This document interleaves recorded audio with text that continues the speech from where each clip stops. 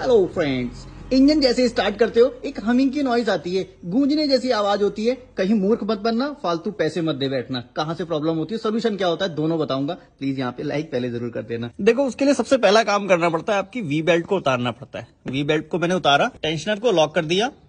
अब वो humming noise कहाँ की होती है, वो होती है टेंशनर पुली की। कई बार तो ये टेंशनर वाली पुली है, इसका बेरिंग कटता है, इसकी वजह से आवाज आती है।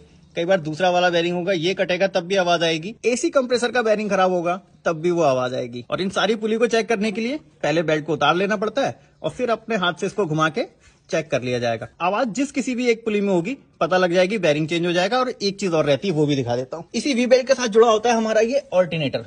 कई बार इस ऑल्टरनेटर का बेरिंग खराब हो जाता है तो ये भी आवाज करता है। इसको भी आप अलग से घुमा के चेक कर सकते हो। तो जहां कहीं की आवाज होगी आप एक्यूरेट पकड़ लोगे, कोई भी मूर्ख नहीं बना पाएगा। पैसे बचाओगे वो अलग।